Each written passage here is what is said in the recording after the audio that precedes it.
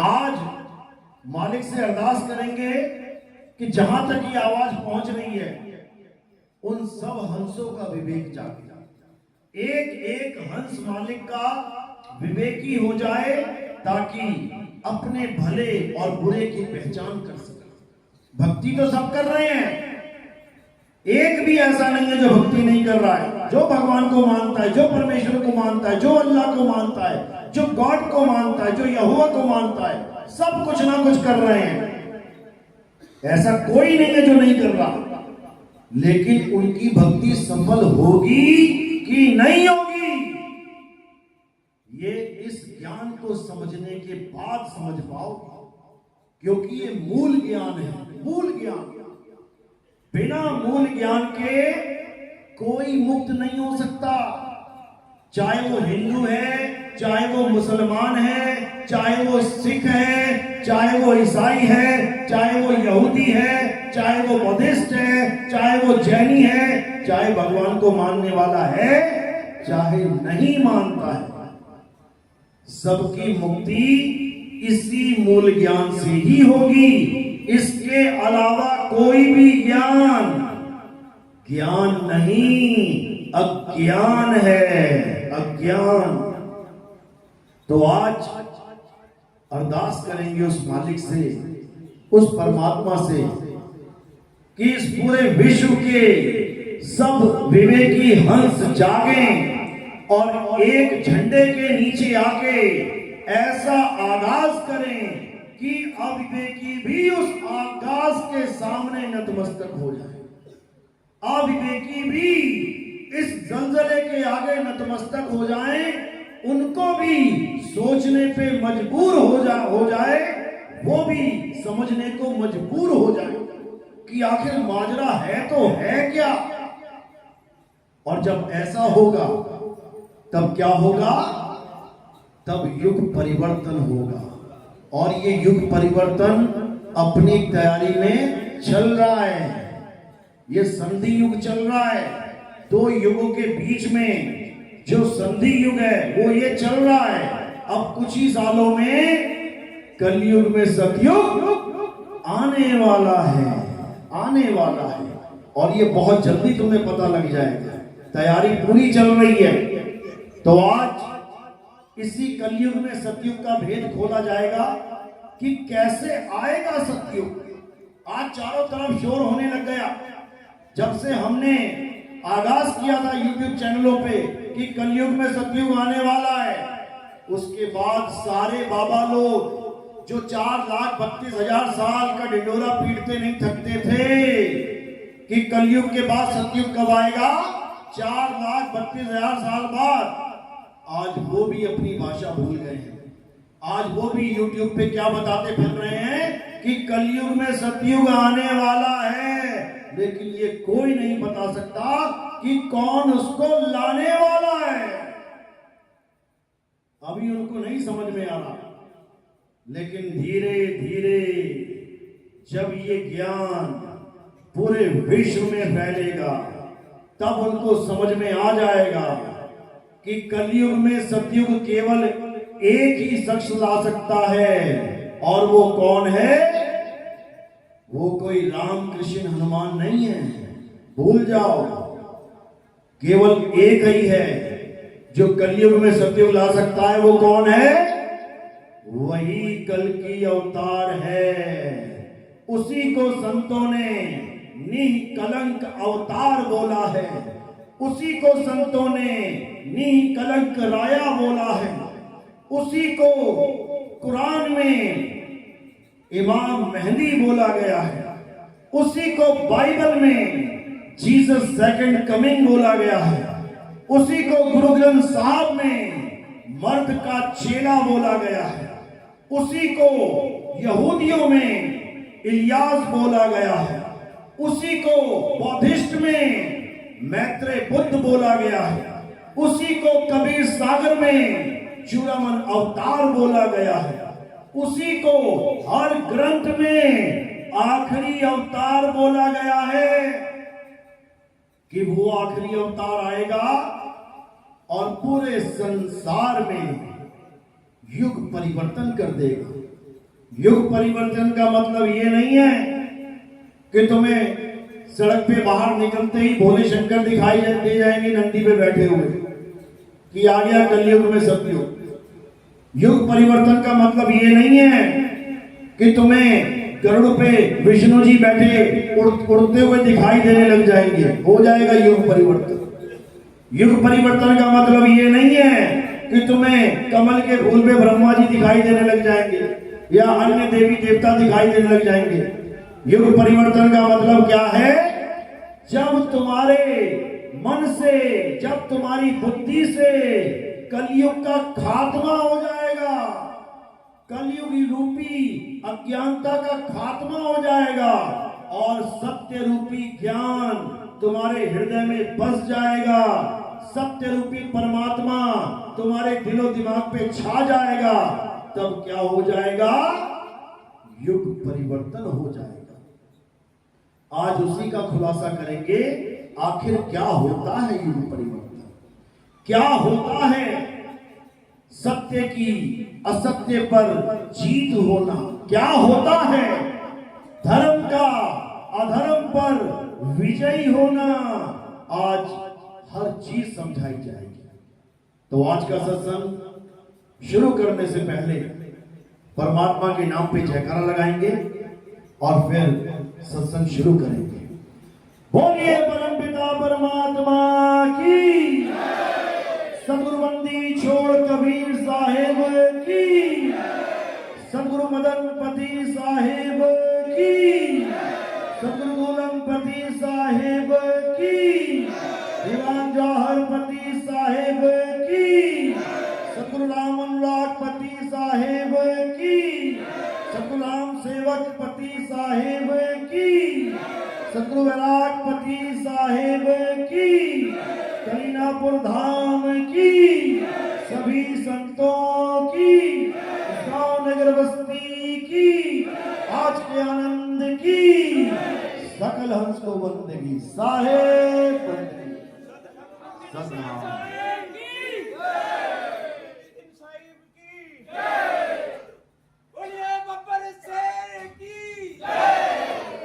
तो आज उस मूल ज्ञान पे प्रकाश डाला जाएगा जिसको ना समझने के कारण ये जीव जन्मों जन्मों से इस 84 लाख के बंधन में बंधा हुआ है, बार बार जन्मता और मरता है, बार बार नाना प्रकार की योनियों में भ्रमण करता है। भक्ति में कोई कमी नहीं है, भक्ति खूब करता है। सतयुग में घर बार छोड़ के हजारों हजारों साल की तपस्या करने चला गया, तो क्या हुआ? वापस घूम के फिर आ गया। त्रेता में बड़े बड़े यज्ञ जप तप पूजा पाठ किए, खूब नाम जपे, तो क्या हो गया? वापस घूम के फिर आ गया। द्वापर में बड़ी बड़ी यात्राएं करी, नाम जपे, हवन यज्ञ किए, पूजा पाठ किए, देवताओं को प्रसन्न किया, हरे कृष्णा भी जपा, हरे राम भी जपा, फिर क्या हुआ? वापिस आ गया। अब कलयुग में बैठा है आके, और अगर कलयुग में भी यही गलती दोहरा दी, कौन सी गलती? ये नाम जपना, ये यज्ञ करना, ये हवन करना, ये पूजा पाठ करना, ये देवताओं की पूजा करना, ये जितना भी कर्म कांड करना, अगर ये गलती दोबारा दोहरा ली तो ये वापस आ जाएगा और इंसान जन्म नहीं मिलेगा कि सोचो बार बार तुम्हें इंसान जन्म मिलेगा। 184 भुगतने के बाद एक बार इंसान जन्म मिलता है, एक बार। और एक इंसान जन्म गंवाने के बाद बार बार 184 मिलेगी, इतने जन्म मिलेंगे हालत खराब हो जाएगी। सांप, बिच्छू, खटमल, कॉकरोच, मक्खी, मच्छर, नाली का कीड़ा, सुअर, कुत्ता, गधा, पता नहीं क्या क्या बनाया जाएगा। जंगलों में हिरण, चीते, भालू, शेर, घड़ियाल, पता नहीं क्या क्या बनाया जाएगा, हालत खराब हो जाएगी तुम्हारी। आज जो तुम्हें इंसान जन्म मिला है, हर तरह की फैसिलिटी मिली है। ठंड लगती है तो हीटर लगा लेते हो, गर्मी लगती है तो एसी चला लेते हो। बेटा जिस दिन जंगल में पैदा हो गए ना, उस दिन कोई ना पूछेगा हाल चाल। पानी पीने जाओगे तो रास्ते में शेर खड़ा है, उसको पता है यहीं पानी पीने आएगा, पहले ही घाट लगा के बैठा है वहां पे। और अगर शेर ना भी हो तो पानी के अंदर मामा बैठा है, इंतजार कर रहा है तुम्हारा। घड़ियाल मगरमच्छ गर्दन पकड़ के दबोच लेंगे। एक घूंट पानी की कीमत समझ में आ जाएगी। जो आज 20-20 लीटर का फ्लश कर देते हो पानी, तब एक घूंट पानी की कीमत पता लगेगी कि होता क्या है। अभी नहीं समझ में आ रहा। तो एक जन्म गवा लिया तो 1,84 के चक्कर काटने पड़ेंगे। कबीर साहब समझा रहे हैं, 1,84 भुगत के पौ पे अटके आए, अब की पासा ना पड़ा तो फिर 84 जाए। कहते हैं अगर अब की पासा ना पड़ा, यानी अगर ये बाजी तू हार गया, और हारेंगे कैसे? ये जप तप पूजा पाठ हवन यज्ञ करके ही हारेंगे।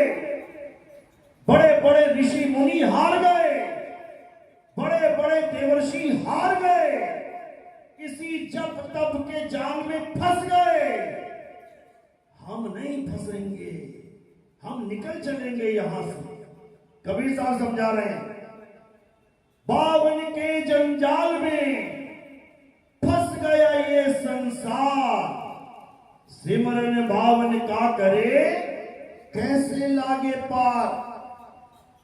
बड़े बड़े ऋषि मुनि फंस गए इस बावन के जंजाल में। बावन क्या है? ये 52 अक्षर, अ आ इ ई उ ऊ ए ओ ओ का खा गा घा, ये सब 52 है। इन्हीं 52 के द्वारा सारे नाम रखे जाते हैं। राम जी का नाम कैसे रखा गया? इसी 52 के द्वारा। या रा ला वाश, इसमें से रा उठा लिया, पा फा बा भा मा, इसमें से मां उठा लिया, आ का डंडा लगा दिया, क्या बन गया?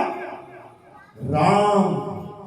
यानी भगवान का नाम तब बन रहा है जब इस आदि मानव ने 52 अक्षर खोज लिए। अगर ये आदि मानव 52 अक्षर नहीं खोजता, पता है ना किसने खोजे हैं? आग की खोज किसने की थी? कौन से वैज्ञानिक ने खोजी? आदि मानव ही वो पहला वैज्ञानिक है, वो पहला खोज करता है जिसने आग की खोज करी। धीरे धीरे धीरे उसने हथियारों की खोज करी, हथियार बनाने शुरू किए, क्योंकि जानवरों से रोज आमना सामना होता था। उनके पास पंजे हैं, आदि मानव के पास कुछ भी नहीं है। तो उसने अलग से हथियार बनाने शुरू किए, मरे हुए जानवरों की हड्डियों से। उसके बाद उसी आदि मानव ने अक्षरों की खोज करी।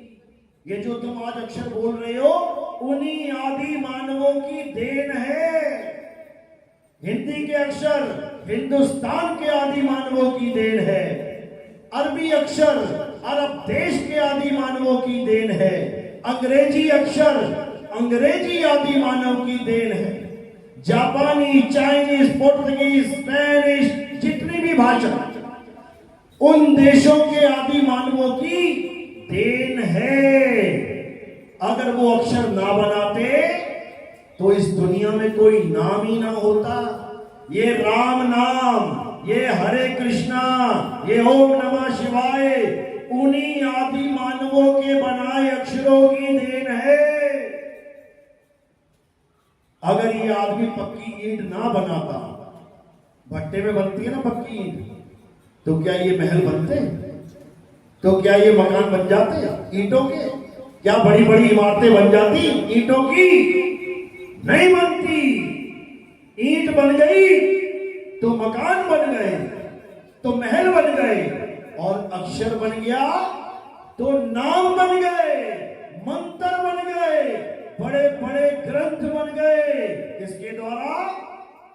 अक्षरों के द्वारा। अक्षर खत्म तो सब नाम खत्म, सब मंत्र खत्म, सब पूजा पाठ के जितने भी आरतियां, जितनी भी चालीसा, जितनी भी वंदना, जितनी भी प्रेयर, जितनी भी अरदास, जितने भी कलमे, जितनी भी नमाज, ये सब क्या है? उन्हीं अक्षरों की देन है। अक्षर खत्म तो सब खत्म। यही कबीर साहब समझा रहे हैं कि 52 अक्षर जीव आधारा, आदि अक्षर जीभ्या से न्यारा। कि अगर अक्षरों को खत्म कर दिया जाए तो क्या परमात्मा का नाम खत्म हो जाएगा? तो क्या भगवान का नाम खत्म हो जाएगा? तो क्या जिसको हम कहते हैं राम नाम सत्य है, तो क्या सत्य भी खत्म हो जाएगा? अगर राम का नाम खत्म हो जाए, क्योंकि 52 अक्षर से बना है, रा मा आका डंडा, अगर 52 अक्षर खत्म कर दोगे तो रा और मा भी खत्म हो जाएगा। तो क्या जिसको हम सत्य सत्य कह रहे थे वो सत्य भी खत्म हो जाएगा? बिल्कुल नहीं, क्योंकि सत्य किसी अक्षर का गुलाम नहीं है, सत्य किसी भाषा का गुलाम नहीं है, सत्य किसी धर्म का गुलाम नहीं है, सत्य किसी भगवानों का गुलाम नहीं है। जब भगवान आए भी नहीं थे तब भी सत्य था, सत्य है, सत्य रहेगा। इसी को बोला गया है, आद सच जुगाद सच है भी सच, नानक होसी भी सच। यानी ये संसार खत्म हो जाए, ये नाम खत्म हो जाए, ये सारे धर्म खत्म हो जाए, फिर भी सत्य कभी खत्म नहीं होता। उस सत्य को जानना है। ये राम राम राम राम नहीं करना है, ये हरे कृष्णा नहीं करना है, ये अल्लाह अल्लाह नहीं करना है, ये वाहिगुरु नहीं करना है, ये गॉड गॉड नहीं करना है, ये यहोवा नहीं करना है। ये सब अक्षर हैं, ये सब जीव का खेल है। जिस दिन तुम्हारी जीभ कट गई, जिस दिन तुम्हारी जीभ में लकवा मार गया, ये सारे नाम तुम्हारे लिए यूजलेस हो जाएंगे मेरे भाई। एक नाम भी नहीं बोल पाओगे। तो नाम नहीं बोल पाए तो क्या भगवान नहीं मिलेगा? क्या भगवान इन अक्षरों का गुलाम है? बिल्कुल नहीं। भगवान कैसे मिलेगा? भगवान कहां मिलेगा? जिस दिन ये समझ में आ गया उस दिन ये सारे नाम तुम्हारे लिए यूजलेस हो जाएंगे। तो वो परमात्मा कहां मिलेगा, कैसे मिलेगा, इसको अच्छे से समझना है। गुरबाणी क्या कहती है? जो प्रभु को मिलबोच है तो खोज शब्द में ले। इतनी बात तो बोल गए, लेकिन अब शब्द का कोई भेदी गुरु ही नहीं मिल रहा है, तो मिलेगा क्या? कोई कहता है राम राम ही वो सच्चा शब्द है, उसे जपना पड़ेगा। कोई कहता है अल्लाह अल्लाह सच्चा शब्द है, कोई कहता है वाहिगुरु सच्चा शब्द है, उसे जपना पड़ेगा। कोई कहता है गॉड गॉड सच्चा शब्द है। यानी धर्म के ठेकेदार अपने अपने धर्म में उस शब्द को, उस सत्य को लेके बैठ गए। एक भी हिंदू ये नहीं कह रहा कि अल्लाह अल्लाह जप के मुक्ति मिलेगी। एक भी मुसलमान ये नहीं कह रहा कि वाहिगुरु जप के मुक्ति मिलेगी। एक भी सिख ये नहीं कह रहा कि हरे कृष्णा करके मुक्ति मिलेगी। सब एक दूसरे के एंटी पार्टी, जबकि सत्य चारों धर्म में है, लेकिन गुप्त है। गुप्त। हमारे सत्संग सुन के आज सब धर्म वालों को यह समझ में आ रहा है। पाकिस्तान तक से लोगों के फोन आते हैं जिन्होंने नमाजें पढ़नी छोड़ दी कि जो ज्ञान आपने समझाया है इस ज्ञान को सुनने के लिए हमारे कान तरसते थे। जब हम फकीरों की वाणियां पढ़ते थे, समझ में नहीं आता था कि वो क्या बता रहे हैं और कैसे मिलेगा।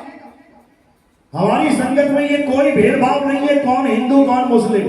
मुसलमान कौन है, हाथ खड़ा करो। मुसलमान कितने, हाथ खड़ा करो। एक ही आए आज, कोई बात नहीं। सिख भाई कितने, हाथ खड़ा करो। हिंदू कितने, हाथ खड़ा करो। कोई ईसाई भी है क्या? ईसाई है कोई? वो भी है, दूसरे प्रोग्राम में मिलते हैं ये लोग। तो हमारा जो सत्संग है ये जातिवाद, ये धर्मवाद, वंशवाद, ये सबसे परे है। हमारे सत्संग में ये बताया जाता है कि सत्य है क्या, और वो सत्य सबके पास है। हिंदू के पास भी है, मुसलमान के पास भी है, सिख के पास भी है, ईसाई के पास भी है, जैन के पास भी है, बौद्धिस्ट के पास भी है, भगवान को मानने वाले के पास भी है, भगवान को ना मानने के वाले के भी पास है, सबके पास है। लेकिन वो है क्या, ये समझना है। तो गीता के अनुसार क्या बताया जाता है? हे अर्जुन, अध्याय 2 16वां श्लोक पढ़ना घर जाके। 2:16 याद रखना।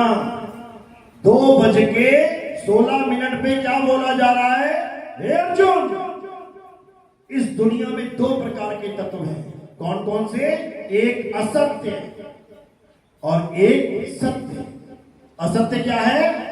ये पंच भौतिक शरीर, ये 5 तत्वों का संसार, ये मंत्र जंतर तंत्र, ये संसार में जितने मंदिर मस्जिद गुरुद्वारे चर्च इंसानों के द्वारा बनाए गए हर वस्तु, इस संसार में दिखने वाली हर वस्तु असत्य है। और सत्य क्या है? हे अर्जुन, इस सारे संसार में केवल एक सत्य है, और वो क्या है? आत्मा ही सत्य है।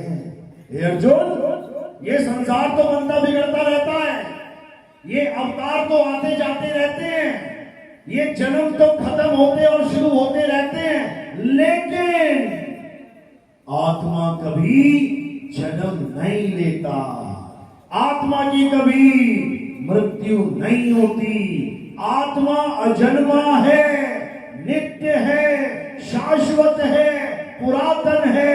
हे अर्जुन, ये आत्मा ही सनातन है, ये आत्मा ही सनातन है।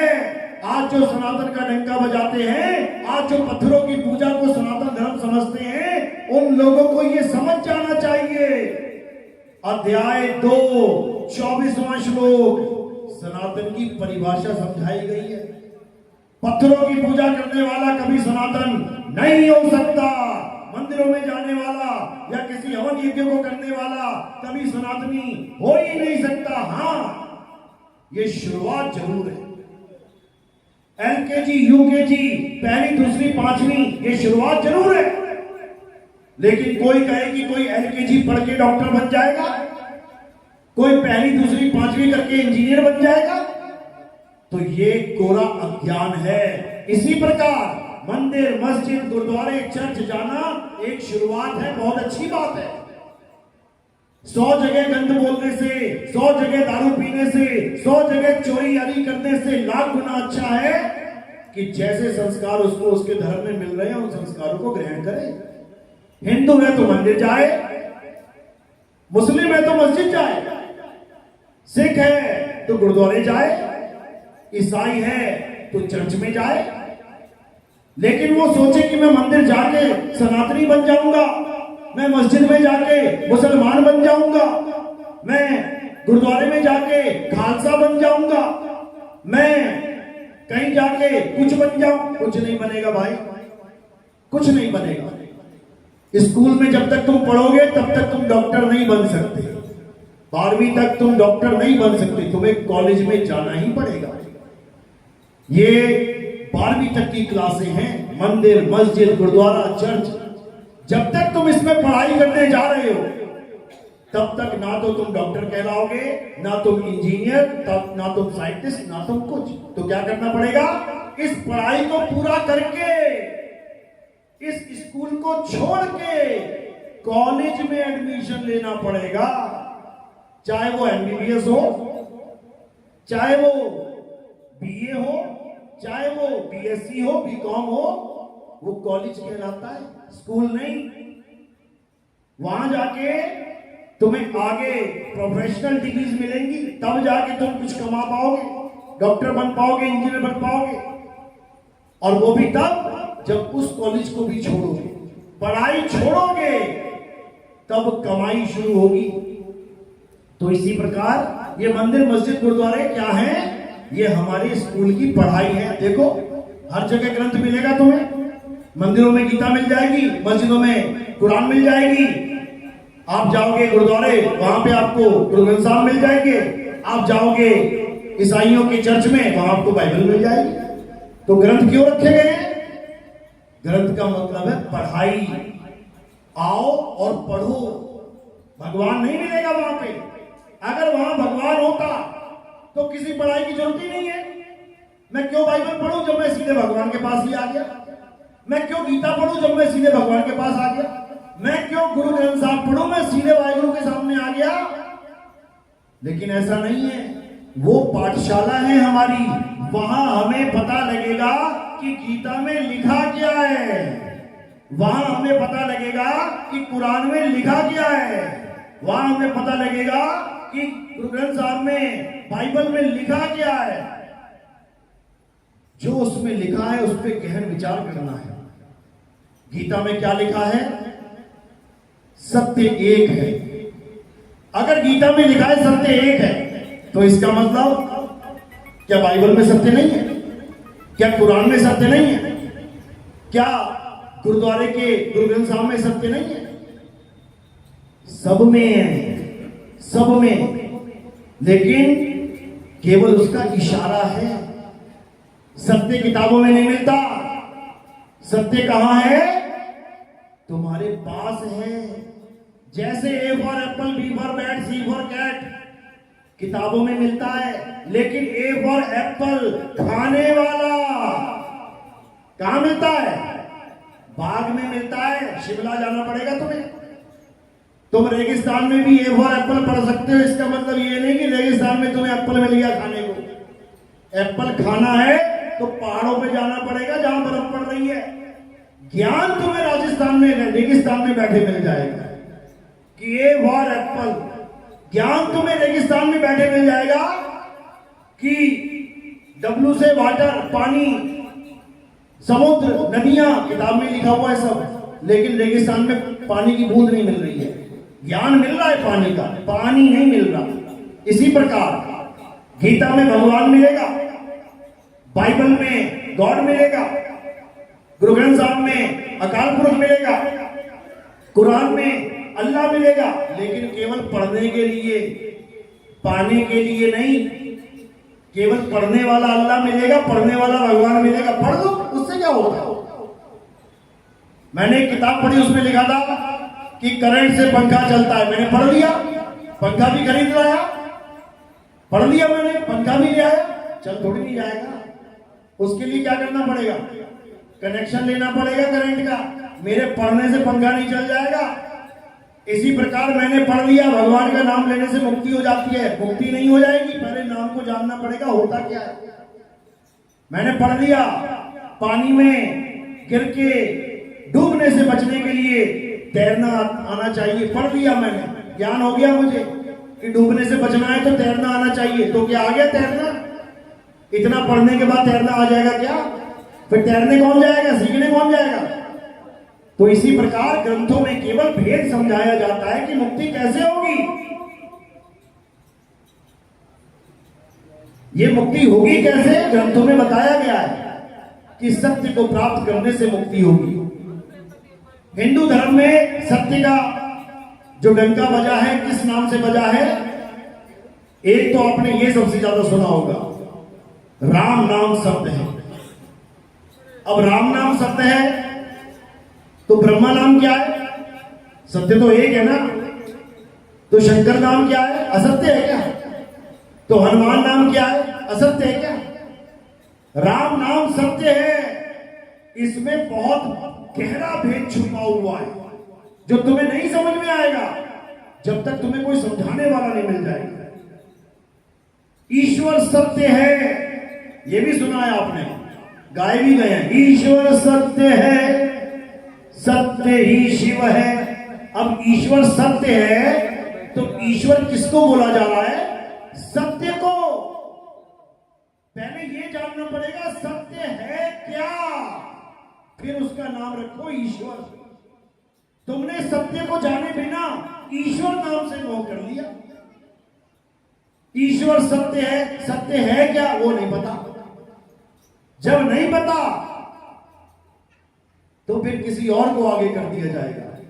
पहली लाइन में ईश्वर सत्य है, दूसरी लाइन में जब नहीं पता लगा सत्य ही शिव है, अब शिव को सत्य बना दिया गया, वहां पे राम को सत्य बनाया गया था, क्योंकि इसके पीछे भेद ही नहीं पता किसी को।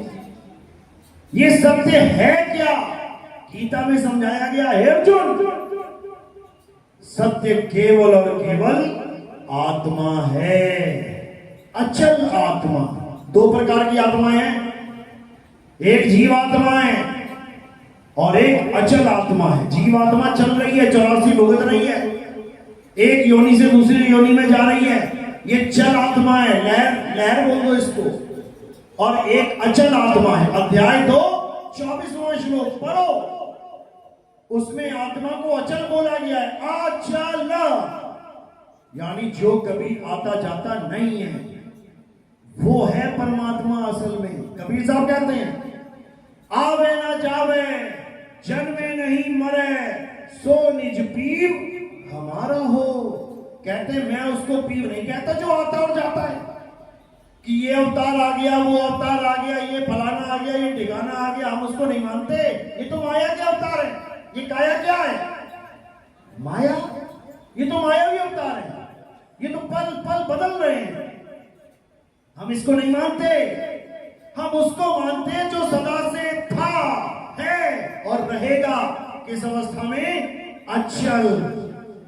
अचल अवस्था में। इसी को बाबा नानक कह रहे हैं, आदि अंत एको अवतारा, सोई गुरु समझो हमारा। मैं ये आने और जाने वालों को गुरु नहीं मानता, मैं किसको मानता हूं? जो आवे ना जावे जन्मे नहीं मरे, सो निज पीव हमारा हो। यानी उस अचल आत्मा का भेद बताने वाला जब मुझे उस अचल से जोड़ देगा, तब जानो कि अब मुझे सत्य मिला है। और उस सत्य के क्या नाम है? उस सत्य का नाम ही राम है। राम जी वाला राम नहीं, वो तो त्रेता में आए थे, महादुख भोग के चले गए, रावण को मार के उसकी सेना को मार के चले गए। लेकिन जो वो राम है जो किसी को मारता नहीं है, जो किसी से डरता नहीं है, वो है असली राम। उसी को बोला गया है सतनाम। मूल मंत्र देखो क्या कह रहे हैं, एक को सतनाम, कर्ता पुरुष, वही असली कर्ता पुरुष है। निर्भय, वो किसी से नहीं डरता। निर्वैर, वो किसी को नहीं मारता। अकाल मूरत, उसका काल भी बाल बांका नहीं कर सकता। ये राम जी कृष्ण जी को तो काल के मुंह में जाना पड़ा है, पैर में तीर लगाए, मौत के सामने घुटने टेकने पड़े। राम जी को, हनुमान जी को दूर भेजना पड़ा, हनुमान जी जाओ, ये मुद्रिका लेके जाओ। क्यों? अब काल आने वाला है, अब काल आएगा और मेरे शरीर का अंत करेगा। जब तक हनुमान यहां पर है तब तक वो आएगा नहीं। हनुमान जी को भेजा जाता है, राम जी दूर भेजते हैं खुद से। अगर तुम्हें पता हो, किस किस को पता है? आप खड़ा करो। बहुत अच्छी बात है, ज्ञान होना चाहिए अपने धर्म के बारे में, अपने ग्रंथों के बारे में। तो राम जी के शरीर का अंत कैसे हुआ? पानी में जल समाधि लेके सरयू नदी में। तो उनको भी काल के ग्रास बनने पड़े। मौत का सामना करना पड़ा, लेकिन जो अकाल पुरुष है उसको काल ग्रास कर ही नहीं सकता। अकाल मूर्त अजूनी, यानी वो कभी किसी जून में नहीं आता, वो आदमी औरत बन के नहीं आता, वो बच्चा बूढ़ा बन के नहीं आता, वो किसी रूप में नहीं आता, वो अचल है, अचल है, वो हिलता डुलता नहीं है। वो अजूनी सेवन गुरु प्रसाद, जब गुरु के द्वारा ज्ञान रूपी प्रसाद मिल जाता है, ये लंगर कड़ी प्रसाद नहीं कि थालियां चुक चुक के आई जाओ तो लंगर खाई जाओ, ये वाला प्रसाद नहीं है। ये कौन सा प्रसाद है? गुरु के पास ज्ञान रूपी प्रसाद होता है, और जब वो प्रसाद मिल जाता है तुम्हें, तब तुम्हें समझ में आता है गीता अध्याय 2 24वां श्लोक। तब तुम क्या करते हो? तब तुम जीव से, यानी चल आत्मा जिसे जीवात्मा कहते हैं, उस जीवात्मा से अचल आत्मा होने के लिए कार्रवाई शुरू कर देते हो, सत भक्ति शुरू कर देते हो, साहिब की बंदगी शुरू कर देते हो। गरीबदास जी महाराज ने समझाया, अरे कोटि तो ब्रह्मा भय, कहते करोड़ों ब्रह्मा हो गए गलत भक्ति करने के कारण। क्यों? अगर गलत भक्ति करोगे तो तुम्हें कोई ना कोई पद मिलेगा, मुक्ति नहीं। भक्ति करने वालों को इंद्र का पद मिलता था। जमीन पे भक्ति कर रहा है बाबा ऋषि, उधर इंद्र का सिंहासन डोल रहा है। बताओ, इंद्र का सिंहासन डोल रहा है, क्यों? अरे कोई भक्ति कर रहा है, उससे क्या होगा? मुक्ति नहीं मिलेगी उसको इंद्र का आसन मिल जाएगा, और जो पहले इंद्र बना बैठा उसको गधे की योनि में जाना पड़ेगा। इंद्र गधा बनता है सीधे डायरेक्ट, ग्रंथों में पढ़ोगे मिलेगा। तो कहते हैं कि इंद्र का सिंहासन डोलेगा तो वो क्या करेगा? वो नीच से नीच हरकत करेगा। राजनीति देखिए ना, एक बार कोई सीएम बन जाए, एक बार कोई पीएम बन जाए, एक बार कोई एमएलए बन जाए, उसका प्रतिद्वंदी खड़ा हो जाए उससे तगड़ा, फिर राजनीति चलती है। इसको कैसे गिराया जाए, इस पर झूठे इल्जाम लगाए जाएं, इसको कैसे रिश्वत झूठी में फंसा दिया जाए, इसका कैसे मनोबल तोड़ा जाए, इसको कैसे एक व्यभिचारी सिद्ध किया जाए, जनता की निगाहों में गिराया जाए। ये एक आम आदमी की सोच होती है, लेकिन क्या देवताओं के राजा की भी यही सोच है? जिन देवताओं को हम कहते हैं बड़े महान हैं, उन देवताओं के राजा की सोच कैसी होगी? वो भी भेजता है 2-4 नचनियां, ताता थैया करने वाली, वो भी भेजता है मेनका जैसियों को, जाओ। रंबा को कहता है जाओ, क्या करो वहां जाके?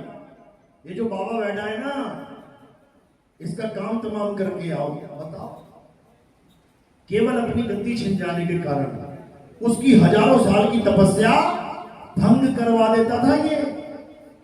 ये देवताओं का राजा है, तुम बनना चाहोगे ऐसे राजा की प्रजा? क्या तुम्हें ऐसा राजा चाहिए जो गौतम ऋषि की पत्नी को भोगने के लिए गौतम ऋषि का ही रूप धारण करके चला जाए? क्या तुम ऐसा राज चाहते हो? तुम्हें ऐसा राजा मिल जाए खुश हो? तो देवताओं का राजा है वो। देवता तो छोटे छोटे हैं, वो राजा है उनका, जो सबको वरदान देके बैठा। हनुमान जी को भी वरदान देके बैठा हुआ है वो देवताओं का राजा। हनुमान जी कहते हैं बड़े शक्तिशाली हैं। कैसे शक्तिशाली हुए पता है? कैसे हुए शक्तिशाली? बहुत सारे ऋषियों ने, बहुत सारे लोगों ने उसको वरदान दे दिया। अरे तुम्हें दे देंगे, तुम भी शक्तिशाली हो जाओगे। तुम्हें दे देंगे, तुम भी शक्तिशाली हो जाओगे। एक आम आदमी इतनी जनता से आशीर्वाद ले लेना तो क्या बन जाता है पता है? क्या बन जाता है? देश का प्रधानमंत्री। और उसके बाद शक्तियां उसके आगे पीछे घूमती हैं। वो नहीं है शक्तिशाली, उसको तुम लोगों ने बना दिया है शक्तिशाली। हनुमान जी नहीं है शक्तिशाली, उनको इन ऋषि मुनि देवताओं ने बना दिया है शक्तिशाली। समझो, तुम्हें वही वरदान मिल जाए, तुम खड़े हो जाओगे कंपटीशन में हनुमान जी के। समझो बात को। और कौन दे रहे हैं वरदान? जो गौतम ऋषि की घरवाली को भोगने जा रहा है। उसके बाद गौतम ऋषि को पता लगा, गंगा ने बता दिया, भागा गया वापस। देखा कि इंद्र उसी के रूप में भाग रहा है। घरवाली को पूछा, ये क्या ड्रामा चल रहा भाई? कहती, प्रभु आप इधर से आ रहे हो, आप तो इधर को गए थे। कहता, तेरी इंद्रियों को पता नहीं लगा कि तेरा पति कौन है और गैर कौन है। ये 10 इंद्रियां दे रखी है प्रभु ने, और तुझे इस इंद्रियों के द्वारा पता ही नहीं लगा। चाहे पत्थर की हो जा, एक भी इंद्री काम नहीं करेगी तेरी। श्राप मिला है किसके कारण? देवताओं के राजा के कारण। कहां रहते हैं देवता? स्वर्ग में। और तुम्हारे माँ बाप भाई बहन की टिकट कहां कटवा रहे हो तुम? स्वर्ग में। मेरे पिता का स्वर्गवास हो गया, कहां चला गया? इंद्र के नीचे बैठ गया आके। मेरी बहन का स्वर्गवास हो गया, कहां चला गया? इंद्र के नीचे आ गया। अब उसको नचवाएगा जाके वो। जा उस ऋषि के पास जा, भोग करके आ। तुम्हारी बहनों के साथ ये कांड होने वाले हैं। अगर तुम्हें सत्य नहीं पता लगा तो कृष्ण जी क्या कहते हैं गीता में? हे अर्जुन, देवताओं की पूजा करने वाले देवलोक को जाते हैं, भूतों की पूजा करने वाले भूतों के लोक में जाते हैं, पितरों की पूजा करने वाले पितरलोक में जाते हैं। ये तीनों अज्ञानी कभी मुझ तक नहीं पहुंच पाते। मुझ तक नहीं पहुंच पाते मतलब क्या मेरे गोलोक में आएंगे तब अच्छा हो जाएगा? अरे सुदामा गोलोक में ही गया था। सुदामा गोलोक में ही गया था, कृष्ण जी के पीछे पीछे उससे प्रेम करता करता। तो क्या फल मिला? शंखचूड़ राक्षस बन गया। बताया तुम्हें किसी ने आज तक? तुम्हें इतनी कहानी तो सुना दी। कृष्ण जी ने सुदामा के चरण धो धो के पिए।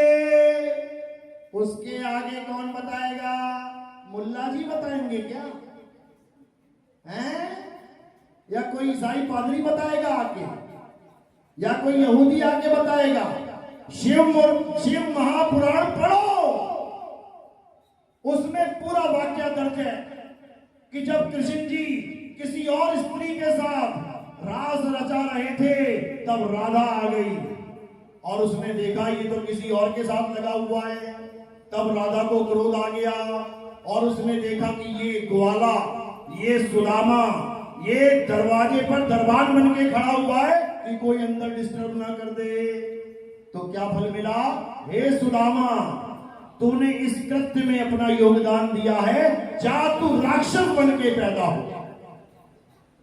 अगर रासलीला इतनी बुरी है तो यहां पर अच्छी क्यों मना दी गई? यहां तुम रासलीला करवा रहे हो उस कृष्ण जी के साथ 16,000 गोपियों की, और जो अपने ही लोक में रासलीला कर रहा है किसी और के साथ, राधा उसको श्राप दे रही है।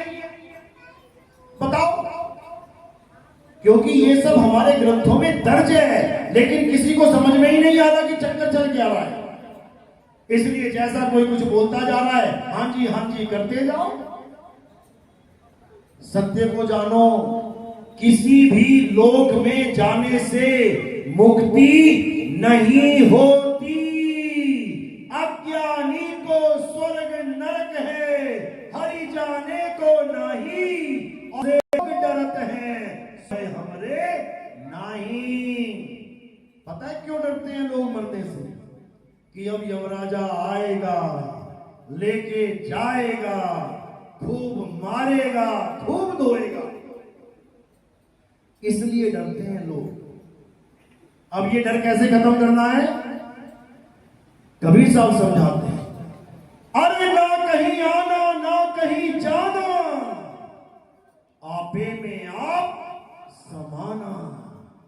अपने आप में समा जाओ, ना इधर से उधर होना है, ना उधर से इधर होना है, यानी अचल हो जाओ। अगर अचल हो गए तो किसी माई के लाल में दम नहीं है जो तुम्हें स्वर्ग या नरक या गोलोक या पितरलोक या कई लोग किसी लोक में डाल सके, नहीं डाल सकते। लेकिन तुम्हें अचल होना पड़ेगा। अचल, गरीबदास जी समझाते हैं, अरे सतगुरु के लक्षण कहूं, अचल विहंगम चार, हम अमरापुर ले गए, ज्ञान शब्द सरगार। कहते हैं हम अमरापुर ले गए, कहते हैं कि मुझे ऐसा सतगुरु मिल गया। सतगुरु के लक्षण कहूं अचल, यानी मुझे उसने ऐसी अवस्था दे दी, मैं अचल हो गया। अब कोई खींचे तो खींच ना पाए। जब मैं अचल ही हो गया, ले बेटा कहां ले जाएगा। एक 500 किलो के आदमी को एक 2 साल का बच्चा खींच के ले जा सकता है क्या? वो अचल है उसके सामने। अंगद ने पैर रख दिया, ले बेटा अचल है। सारी जनता हिला हिला के थक गई उसका पैर, वो अचल को चला ना पाए। इसी प्रकार जब शब्द भेदी गुरु तुम्हें उस अचल शब्द का भेद समझा देता है और तुम उस अचल शब्द की भक्ति करने लग जाते हो, तो इस दुनिया के सारे लोगों के दरवाजे तुम्हारे लिए बंद हो जाते हैं। अब तुम्हें ना तो कोई स्वर्ग में डाल सकता है, ना ही तुम्हें कोई नरक में घसीट सकता है, ना ही तुम्हें कोई सतलोक ले जा सकता है। फिर सतलोक में काल भगवान अंडा पैदा हो जाएगा। काहे का सतलोक? काहे का सतलोक? लानत है ऐसे सतलोक में जहां पे काल पैदा हो जाए। तो कहते हैं ना तुम स्वर्ग जाओगे, ना तुम नरक जाओगे, ना सतलोक जाओगे, ना अलख लोक जाओगे, ना अकह लोक जाओगे, ना अगम लोक जाओगे, ना अनामी लोक जाओगे। कहीं नहीं जाना। आने जाने से रहित हो जाओगे। और कैसे? जब तुम्हें तुम्हारे प्रभु का आसरा मिल जाएगा। कहां है तुम्हारा प्रभु? तुम्हारी आत्मा में विराजमान है। कैसे? ज्यों तिल माही तेल है। तेल कहां विराजमान है? तिल में।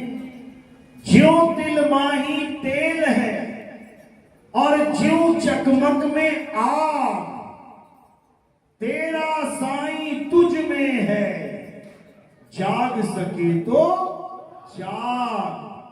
तेरा साईं तुझ में है, तेरे शरीर में नहीं है कि तू आंखें बंद करके ध्यान त्रिकुटी पे लगा के तू प्रभु को खोजने निकला है।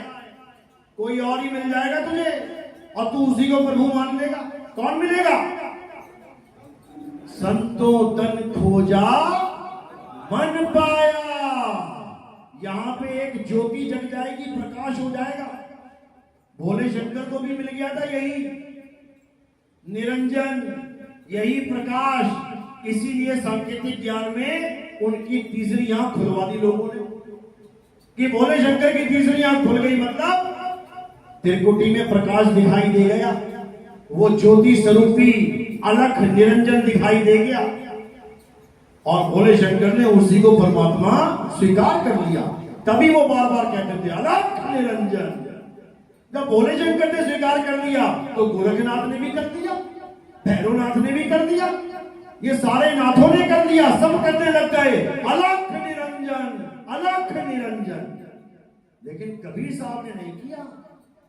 कबीर साहब समझा रहे हैं, अरे ये ज्योति स्वरूपी अलख निरंजन तुम्हें राखी भरमाई हो।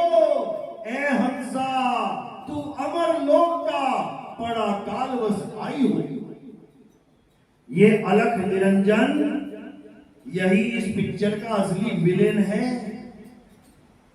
एक ऐसी फिल्म आई थी जिसमें एक ऐसे आदमी को दिखाया गया, बहुत बड़ा दानी, बहुत सज्जन, सबका भला करने वाला, सबको बचाने वाला। और अंत में आते आते आते जब क्लाइमेक्स में भेद खुला तो पता लगा वही कहानी का विलेन था।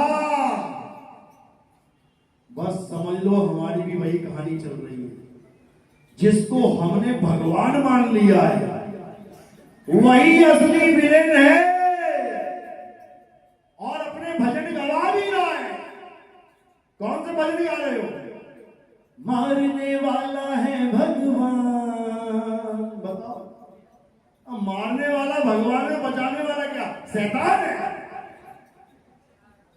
अरे मारने वाला शैतान है और बचाने वाला भगवान है। लेकिन हमें पता ही नहीं है कि मारने वाला कौन है और बचाने वाला कौन है।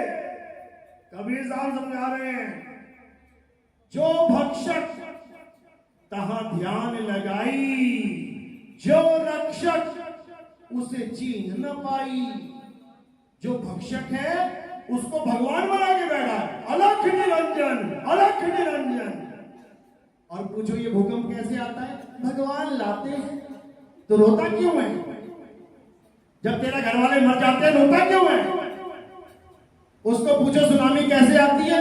प्रभु की इच्छा से आती है। तो काहे भगदड़ मचाता है? मर जा। उसको पूछो ये पहाड़ों से जलजले आते हैं, पूरा पूरा गांव नहीं डूबे, ये कौन ला रहा है? ये प्रभु की कृपा से हो रहा है। तो फिर काहे रोना रो रहा है? स्वीकार कर उसको। फिर क्यों बचने के लिए भाग रहा है? ये काल है, ये काल भगवान है।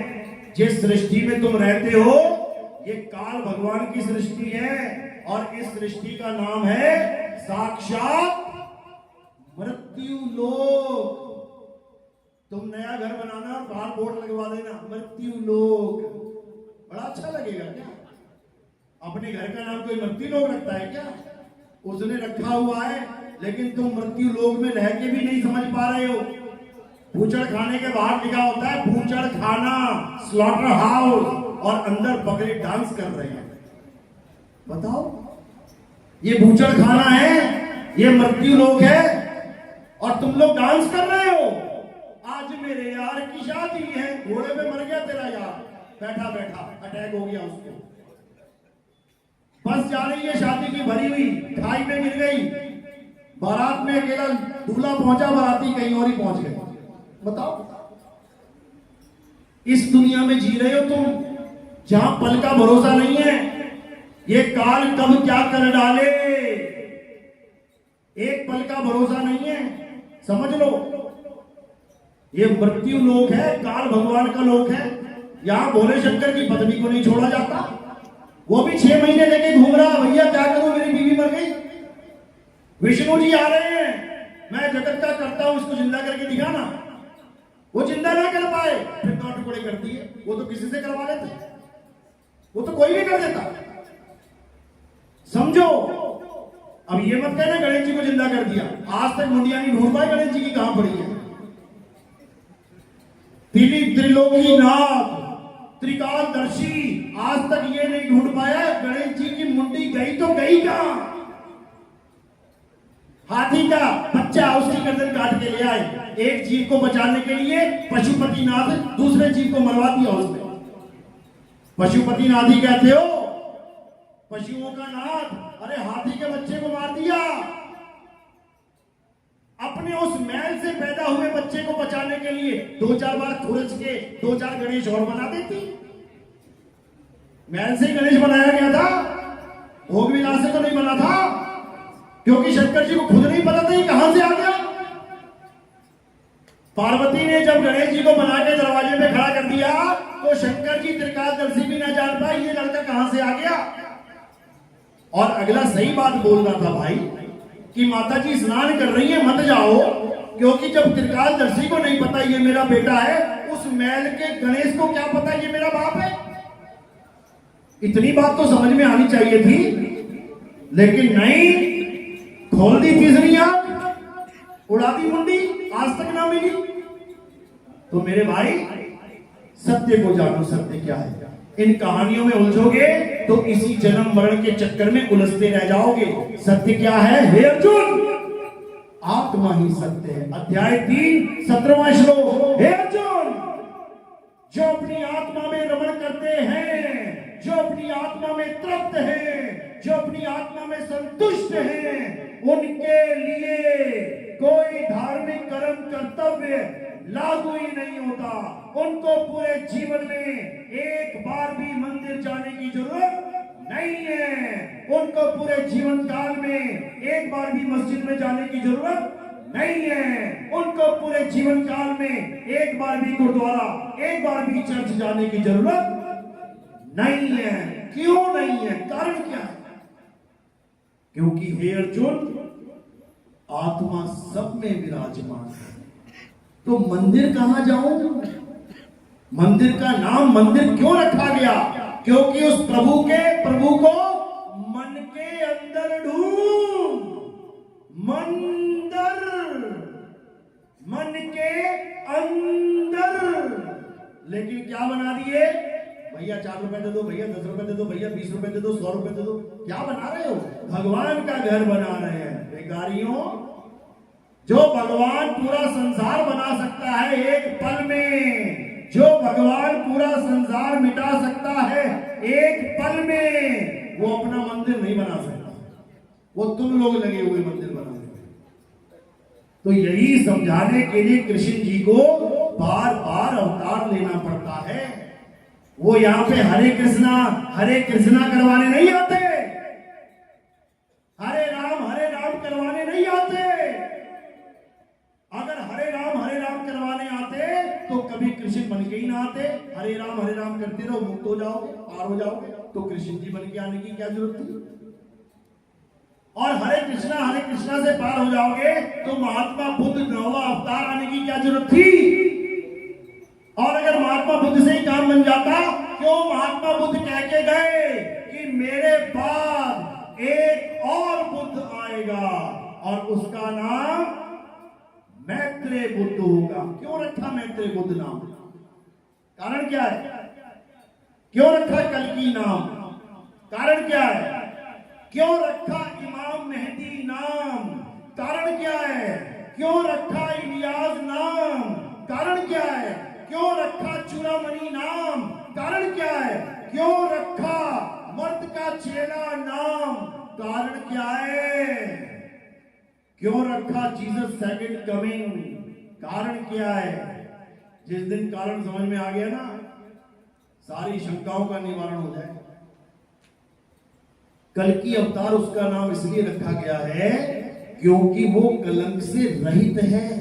वो राम नहीं है, वो श्याम नहीं है। क्योंकि सब में कलंक लगे हैं, सबको श्राप लगे हैं। बिना श्रापों के तो अवतार भी नहीं हुए। विष्णु जी को श्राप लगा तो राम बन के आना पड़ा। किसने श्राप दिया? उसी के भगत ने। हे विष्णु, जैसे तूने मुझे एक स्त्री के लिए तड़पाया है, मुझे बंदर का चेहरा दे दिया, जा मैं तुझे श्राप देता हूं, तू भी औरत के लिए तड़पे। बताओ, भगत ही भगवान को श्राप दे रहा है। किसने दिया था श्राप? ये तुम्हें लग रहा है नारद ने श्राप नहीं दिया। नारद तो पछता रहा था। जैसे ही श्राप देके होश आया, क्या कहता है? नारायण नारायण प्रभु, अरे प्रभु ये क्या अनर्थ हो गया, मुझे क्षमा कर दो प्रभु, मुझे क्षमा कर दो। अच्छा, इसका मतलब कहानी में ट्विस्ट है। ये कांड कोई और करके चला गया जो नारद भी ना समझ पाया। कौन करके चला गया? अलख निरंजन। ये कांड इसने किया है, ये है असली कांडी। और फंस बेचारा नारद गया। अब विष्णु जी क्या कह रहे हैं? नहीं नारद, ये तो विधि का विधान है। हम तो मात्र एक प्यादे हैं, करने वाला कोई और है। वही है करने वाला। वही सारे वरदान और वही सारे श्राप देता है। कौन? अलख निरंजन। अभी कहां बैठा है वो? अभी कहां बैठा है? कहां बैठा है? तुम सबके अंदर बैठा है वो। तुम सबके अंदर बैठा है। आज भी वो वरदान और श्राप देता है। बेटा आया, माता जी पाए लागू, जुग जुग जियो बेटा। थोड़ी देर बाद, मां तू मेरी बीवी से कुछ कह मत दिए, डूब मर जाके कहीं। कौन दे रहा है श्राप? कौन दे रहा वरदान? यही दे रहा है, अंदर बैठा बैठा सारे कांड यही कर रहा है। सुबह से शाम तक जो भी तुम काम कर रहे हो यही करवा रहा है। तुम आज जो कपड़े पहन के आए हो किसके कहने पे पता है? मैं लाल साड़ी पहन के जाऊंगी, ये वाली बिंदी लगाऊंगी, ये वाला मेकअप लगाऊंगी। कौन कह रहा है? यही मन कह रहा है, अलग निरंजन बेटा बड़ी स्वीट लगेगी तुम, ये पहन के जाना। ये समझ लो, ये मन के खेल चल रहे हैं। सुबह उठते हो 5 बजे, क्यों? मन कह रहा है। नहीं उठे क्यों? मन नहीं कर रहा था। सुबह चाय पीते हो क्यों? मन को पसंद है। काढ़ा क्यों नहीं पीते? अरे मन को पसंद नहीं है। साबुन लगाते हो कौन सा? मन पसंद। कपड़े कौन से पहनते हो? मन पसंद। गाने कौन से सुनते हो? मन पसंद। फिल्म देखने कौन सी जाओगे? 20 फिल्में लगी हैं, कौन सी देखने जाते हो? मन पसंद। ये मन का ही लोक है मेरे भाई। ये मन ही काल निरंजन है। ये मन ही सारे देवताओं को, सारे राक्षसों को उलझा पुलझा के मारता है। अभी तुम्हें इस मन का खेल नहीं समझ में आया? सब समझाते हैं। मन के हारे हार है, मन के जीते जी, कहे कबीर गुरु पाइए मन ही के प्रति। कहते हैं ये मन इतना शातिर है, ये तुम्हें बैठे बैठे बैठे अभी कहीं से कहीं पहुंचा देगा। अभी तुम्हें यहां बैठा रखा है इस मन ने, थोड़ी देर में ठेके पे खड़े मिलोगे लाइन में। क्यों? मन कर गया दारू पीने का, पहुंच गए। कबीर साहब समझा रहे हैं, मन जाता है तो जाने दे, तू थाम के राख शरीर, उतरा पड़ा कमान से, क्या कर साके तीर। तीर तभी सामने वाले को मारेगा जब कमान पे चढ़ जाएगा। अब ऐसे उठा के तीर मारोगे, लगेगा क्या? इसी प्रकार ये मन इतना शातिर है, सारी दुनिया को नचा रहा है, सारी दुनिया को। एक भी ऐसा बंदा नहीं है जिसके अंदर मन नहीं है, और ये मन ही कली काल है। राम जी किसको मारने आए थे? रावण को। एड्रेस था ना उसका, लंका पहुंच गए। कृष्ण जी किसको मारने आए थे? कंस को। एड्रेस था ना उसका, पहुंच गए। कल्कि भगवान किसे मारने आएंगे? कली काल को। कहां है उसका महल? कहां रहता है वो? एड्रेस तो बता दो। कल्कि भगवान का एड्रेस बता रहे हैं। मुरादाबाद के संबल में कल्कि भगवान का अवतार होगा। और कली भगवान का अवतार कहां होगा वो भी बता दे भैया। गली नंबर, वार्ड नंबर, जाके दर्शन कर लेते हैं उसके।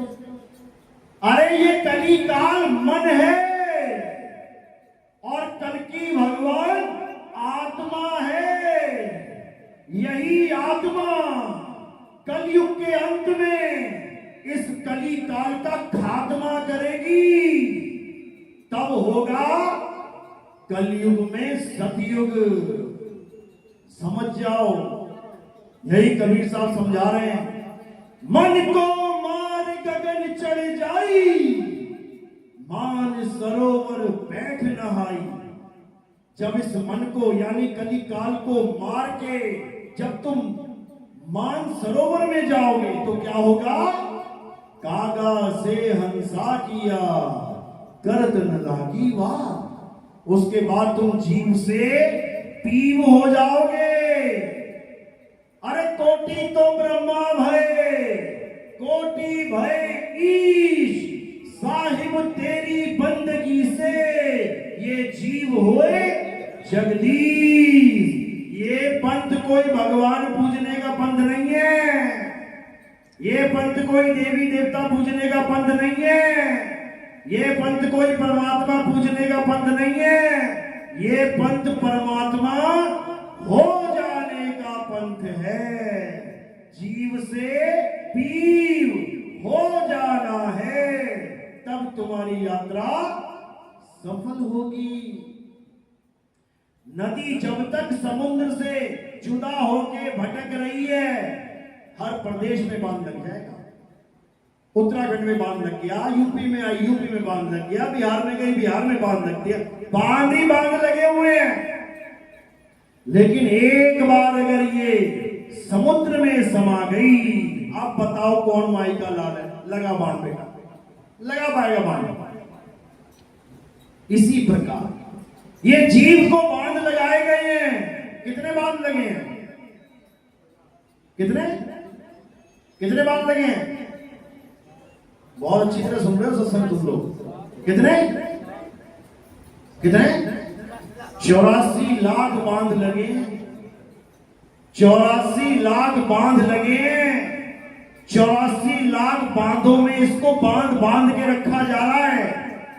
एक बार अगर ये बांध तोड़ के उस समुद्र में समा गया तो किसी माई के लाल में दम नहीं है जो उसको दोबारा बांध सके। इसीलिए कबीर साहब ने क्या समझाया कि जाप मरे अजपा मरे अनाद भी मर जाए, सूरत समाए शब्द में, गंगा समाए समुद्र में, वाको काल ना खाए। उसको ये काल नहीं खा सकता। तो मेरे भाई अच्छी तरह समझ जाओ ये सत्य क्या है। ये सत्य सबके पास है। वो राम सबके पास है। वो कल की अवतार सबके पास है। किसी फोटो की पूजा करने की जरूरत नहीं है। वो कल की अवतार सबके पास है। घट घट मेरा साइया सुनी सेज न कोई, और बलिहारी व घट की जिस घट पर घट होए। कल की अवतार प्रकट होंगे और जब वो प्रकट हो जाएंगे तो कली काल को अच्छे से धोना शुरू कर देंगे। याद रखना, क्योंकि उनका काम ही एक ही है, कली काल का खात्मा। समझ लो। तो वही आत्मा हिंदुओं के पास भी है, वही आत्मा मुसलमान के पास भी है, वही आत्मा सिख भाई के पास भी है, वही आत्मा ईसाई के पास भी है, वही आत्मा नास्तिक के पास भी है, वही आत्मा आस्तिक के पास भी है। सबके पास है, लेकिन उसका भेद नहीं पता। आत्मा सबके पास है लेकिन उसका भेद नहीं पता। सब अपनी अपनी आत्मा लेके आए हो, घर में तो नहीं छूट गई किसी की, जल्दबाजी में रह गई हो कहीं बाथरूम में टंगी हुई, नहीं रह सकती। वो तुम्हारे साथ है। 24 घंटे में से कितने घंटे रहती तुम्हारे साथ? 2-4 घंटे के लिए चली तो नहीं, अभी छोड़ गई, नहीं जाएगी। चली गई ना अगर वो, तो तुम्हारी उंगली भी नहीं हिलेगी। इसीलिए कहते हैं प्रभु के बिना पत्ता नहीं हिलता। ये पत्ता क्या है? पा और ता, 5 और तत्व। ये 5 तत्व हैं, पा और ता, पत्ता। ये हिलेगा नहीं, प्रभु नहीं होगा। तो प्रभु कौन है? आत्मा ही प्रभु है। ये आत्मा ही प्रभु है, समझ लो। तो इसी आत्मा को जानना है, कल्याण होगा। इसी आत्मा को हिंदुओं में ईश्वर बोला गया है। ईश्वर सत्य है, यानी ईश्वर आत्मा है। कौन सी आत्मा? अचल आत्मा, जिसे परमात्मा भी कहते हैं, जीव आत्मा नहीं। जीव तो भोग रहा है। तो हिंदुओं में कहते हैं ईश्वर सत्य है, मुसलमानों में कहते हैं अनल हक या अल्लाह अल हक। सुना कभी? किस किसने सुना है? बहुत अच्छी बात है। अल्लाह अल हक, हक यानी सच। कहते ना हक हलाल की कमाई खाओ। हक यानी सच्चाई, यानी अल्लाह सत्य है। अब ईश्वर भी क्या है? सत्य है। अल्लाह भी क्या हो गया? सत्य है। अब ईसाई वो क्या कह रहे हैं? God is truth. ईसाई भी कह रहा है गॉड कौन है? ट्रुथ है। ट्रुथ यानी सत्य है। और सिख भाई भी कह रहा है कि हमारा अकाल पुरुष कौन है? सत्य श्री अकाल। सत्य ही हमारा अकाल पुरुष है। तो हिंदुओं के पास भी सत्य है जिसको ईश्वर कहते हैं, मुसलमान के पास भी सत्य है जिसे अल्लाह कह रहा है, सिख के पास भी सत्य है जिसे अकाल पुरुष कह रहा है, ईसाई के पास भी सत्य है जिसे गॉड कह रहा है। तो झगड़ा किस बात का है भाई? झगड़ा किस बात का है? क्योंकि चारों को नहीं पता सत्य है क्या। चारों को नहीं पता सत्य है क्या, इसी बात का झगड़ा है। जैसे पानी, हिंदू क्या पीता है प्यास लगने पे? पानी। मुसलमान पानी, सिख पानी, ईसाई पानी, अरे जानवर तक क्या पीते हैं? पानी। अब पानी का एक फॉर्मूला है H2O, मतलब हाइड्रोजन के 2 मॉलिक्यूल और ऑक्सीजन का 1 मॉलिक्यूल, H2O। ये तत्व ज्ञान है, ये नाम ज्ञान नहीं है, ये तत्व ज्ञान है। यानी किस तत्वों से वो तत्व बन रहा है? हाइड्रोजन और ऑक्सीजन से ये तत्व बन रहा है, ये तत्व ज्ञान है। जब आदि मानव ने पानी देखा जलाशय में, नदियों में, तो वहां क्या तैर रहा था, क्या चल रहा था? H2O। उसने नाम नहीं रखा H2O, क्या नाम रख दिया उसने? जल, वाटर, नीर, तोय, पानी। अलग अलग देशों में, अलग अलग प्रांतों में ये नाम रख दिए गए। अब एक दिन सारे इकट्ठे हो गए, आ जाओ भाई मीटिंग करते हैं। अब लगे पानी की महिमा गाने। अरे हमारे वहां पे ऐसी चीज है जिसको पियो तो गला गीला हो जाता है, उसका नाम पानी है। अब दूसरा कहने लगा, अंग्रेज, ऐसा नहीं हो सकता, वो तो हमारे यहाँ है, जिसको पियो तो गला गीला हो जाता, वो वाटर है, पानी नहीं है। तीसरा बोला, अरे तुम दोनों बेवकूफ हो, वो नीर है, नीर। चौथा बोला, तुम तीनों ही बेवकूफ हो, वो तोय है। और पांचवा कहता, तुम पागल हो, वो जल है, जल। पांचों लड़ पड़े। कारण क्या है? तत्व ज्ञान की कमी। नाम ज्ञान में फंस गए। ईश्वर सत्य है, नहीं नहीं अल्लाह सत्य है, नहीं नहीं वाहिगुरु सत्य है, नहीं नहीं गॉड सत्य है। और सत्य क्या है वो पता नहीं। मरो फिर लठ लेके। तो एक समझदार आदमी आया, उसने क्या बोला, भाई तू अपने पानी लेके आ, तू अपना जल लेके आ, तू अपना वाटर लेके आ, तू अपना नीर लेके आ, तू तोय लेके आ और टेबल पे रख दे। अब पांचों ने क्या किया, अपना अपना गिलास भर के लेके आ गए। और जब गिलास हमने रख दिया तब क्या, अबे इसको कह रहा था तू जल, अबे ये था पानी तेरा। तब वहां क्या हो जाएगा? तत्व ज्ञान। तत्व ज्ञान हो जाएगा वहां पे। नाम यूजलेस हो जाएगा, यूजलेस। मैं मलेशिया में गया, वहां मैंने दूध ले लिया क्योंकि बहुत ज्यादा काटम काट वाला काम चल रहा था। मैंने कहा चलो यार दूध और सेब खा लेते हैं, शाकाहारी बंदे हैं हम लोग। जब मैंने दूध लिया और मैं जब पीने लगा, इधर सेब काटूं इधर दूध पीऊं, तो दूध के ढक्कन पे उस पे क्या लिखा था बोतल पे? सूसू। मैंने कहा हे प्रभु योग्य हो गया। इधर सेब खा रहा हूं, उधर सूसू पी रहा हूं, इधर सेब खा रहा हूं, सूसू पी रहा हूं। लेकिन तत्व ज्ञान था, नाम का ज्ञानी नहीं थे, तत्व के ज्ञानी थे। भले इसने नाम सूसू रख दिया, सूसू छोड़ो मूत भी रख देता, तब भी मैं वो पी जाता। क्यों? क्योंकि उसमें तत्व था। और कौन सा तत्व? दूध था। अब इस दूध को कोई मूत भी कह दे, भैया चाय उसी से बनेगी। समझे? इसी प्रकार उस सत्य को कोई राम कह दे, मुक्ति सत्य से होगी। उस सत्य को कोई अल्लाह कह दे, मुक्ति सत्य से होगी। उस सत्य को कोई गॉड कह दे, वाहिगुरु कह दे, कुछ भी कह दे, मुक्ति सत्य से होगी, नाम से नहीं। जिसको ये समझ में आ गया वही असली तत्वज्ञानी है, और जो नामों के चक्कर में पड़ गया वही सबसे बड़ा ज्ञानी है। इसीलिए कबीर साहब ने कहा, एक नाम को जान के दूजा दे पहाड़। उस सच्चे नाम को जान लो क्या है, वो सतनाम क्या है, वो तेरी आत्मा है, अचल आत्मा है। उसको जान ले, सत्य नाम को जान ले और इन नकली नामों को बहा दे, तब तेरा बेड़ा पार होगा। तो सतगुरु वो नहीं होता जो नाम जपवाता है, राधे राधे जप लो, राम राम जप लो, वाहिगुरु जप लो, गॉड गॉड। ये सतगुरु नहीं होता, ये गुरुआ होता है, गुरुआ।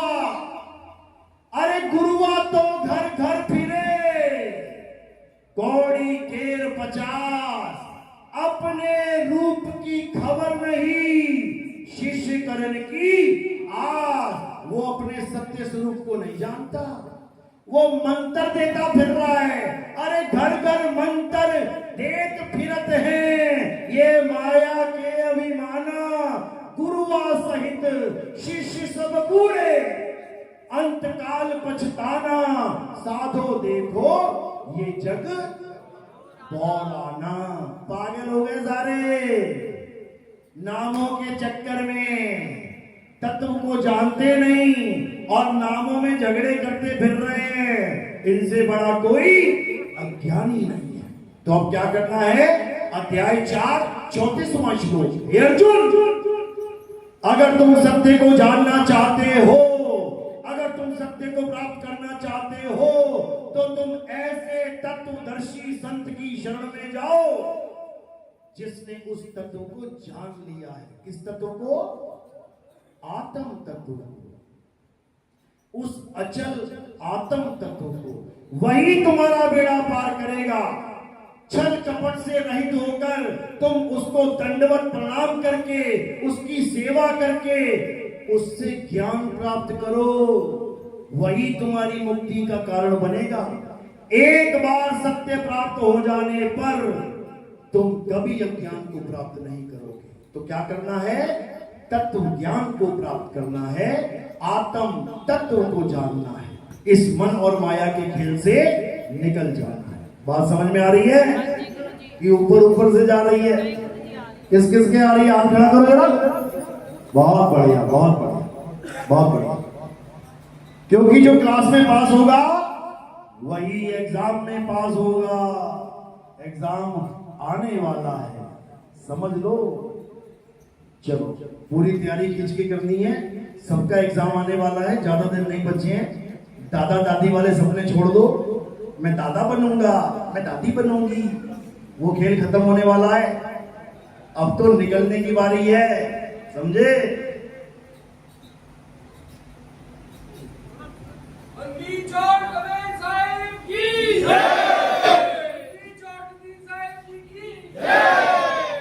चलो तो आज का सत्संग यही समाप्त करते हैं। जो नाम दीक्षा वाले वो हाथ खड़े करो, प्रथम दीक्षा वाले,